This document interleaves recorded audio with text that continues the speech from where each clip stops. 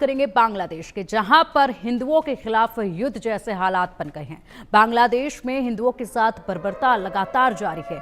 कट्टरपंथियों को police army का साथ मिल रहा है। बांग्लादेश में हजारी लेन के काली मंदिर में अब तोड़फोड़ की गई है।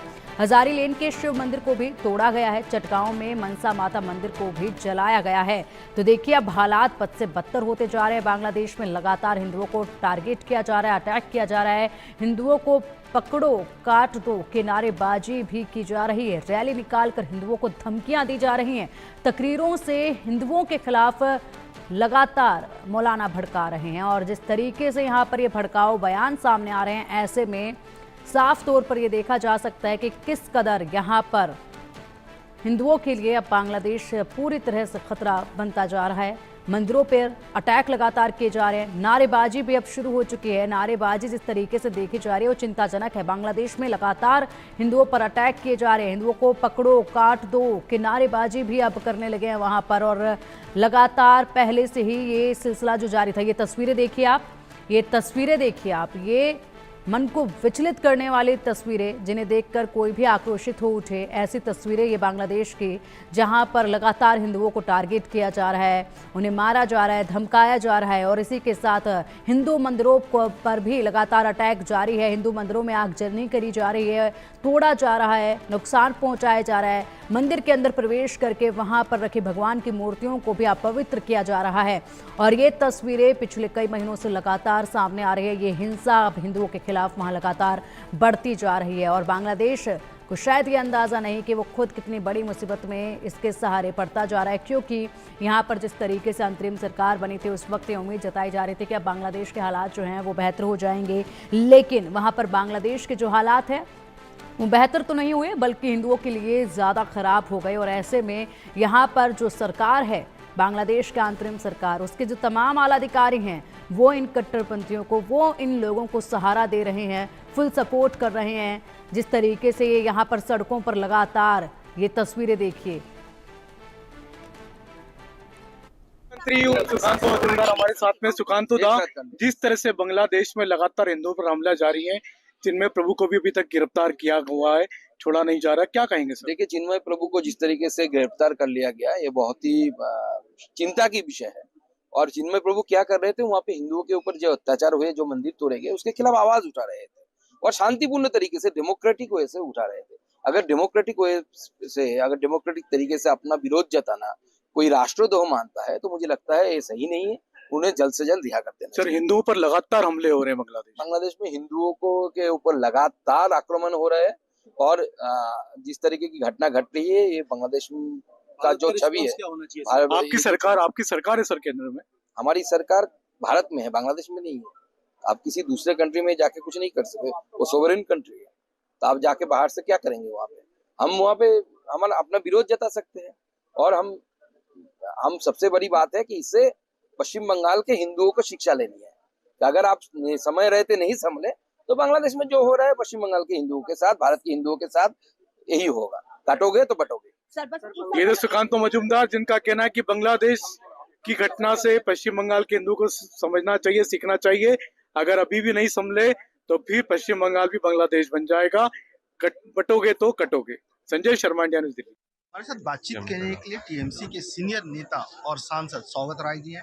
सौगत जी, जिस तरह से बांग्लादेश में घटना घटी है, हिंदुओं को अरेस्ट किया गया, संतों को भी अरेस्ट कर लिया गया, क्या कहेंगे? बहुत दुखद घटना है। इसका असर पश्चिम बंगाल पर ही है। लोग चिंतित है कि क्या हो रहा है बांग्लादेश में, क्योंकि बांग्लादेश में जो हिंदू है उसके बहुत रिश्तेदार पश्चिम बंगाल में भी रहते हैं। तो वहाँ कुछ होता है तो हमारा चिंता होता है। बांग्लादेश अपनी हदें पार कर रहा है। पहले बांग्लादेश में हिंदुओं पर हमले हुए, यूनिस सरकार चुप रही। मंदिरों पर हमले हुए, यूनिस सरकार चुप रही। और अब बांग्लादेश में हिंदू धर्मगुरु को ही गिरफ्तार कर लिया गया। उन पर देशद्रोह का केस दर्ज कर लिया गया। अदालत ने भी जमानत देने से इनकार कर दिया। ऐसे में सवाल उठना लाजमी है, क्या बांग्लादेश की यूनिस सरकार सनातन की दुश्मन है?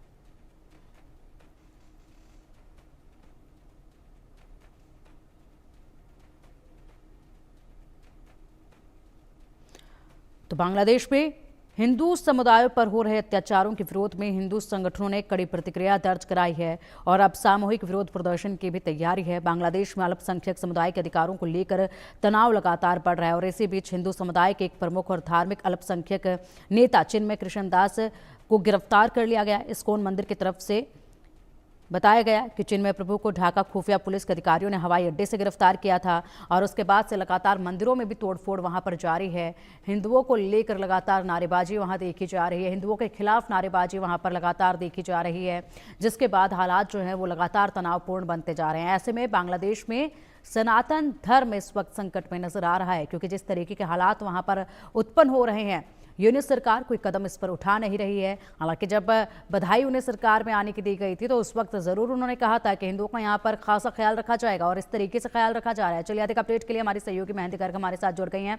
मेहंदी, देखिए बांग्लादेश में इस वक्त हिंदुओं को लेकर जिस तरीके से हालात उत्पन्न हो चुके हैं वाकई में चिंताजनक हैं। पहले वहां पर जिस तरीके से गिरफ्तारियों का सिलसिला देखा गया, उसके बाद फिर यहाँ अब मंदिरों को निशाना बनाया जा रहा है, मंदिरों को तोड़ा जा रहा है, लोगों को धमकाया जा रहा है, साथ ही साथ अब नारे भी लगाने शुरू कर दिए गए हैं। जिस तरह के हिंदुओं को लेकर नारे लगाए जा रहे हैं वो चिंताजनक है। सियासी पासा पलटा है, तब से हिंदुओं पर अत्याचार लगातार जो है वो बढ़ते जा रहे हैं। ऐसे में अगर कट्टरपंथी की वहां पर बात की जाए तो वो लगातार बढ़ती जा रही है और ऐसे में इसे कहा जा सकता है कि लोकतंत्र की जो बैसाखियां है वो वहां पर कहीं ना कहीं चरमराती हुई दिखाई दे रही है। और हिंदू धर्मगुरु जो है और इस्कॉन मंदिर के महंत चिन्मय कृष्ण दास को जब ढाका से गिरफ्तार कर लिया गया, उसके बाद से लगातार ये मुद्दा जो है और ज्यादा गर्माता जा रहा है और बांग्लादेश में रहने वाले जो हिंदू हैं कहीं ना कहीं कहा जा सकता है कि वो फिलहाल वहां पर सेफ नहीं है और लगातार बांग्लादेश में जो हालात है वो बिगड़ते जा रहे हैं। और साथ ही साथ अगर हिंदुओं की और बाकी धर्म स्थलों की बात की जाए तो चुन चुनकर कहीं ना कहीं देखा जा सकता है कि उन्हें निशाना बनाया जा रहा है और पिछले कुछ महीनों से बांग्लादेश में हिंदू विरोधी जो अभियान ठीक है मेहंदी, आएंगे आपके पास। फिलहाल एक बार विस्तार से हमारे दर्शकों को बता देते हैं कि बांग्लादेश में आखिर हो क्या रहा है।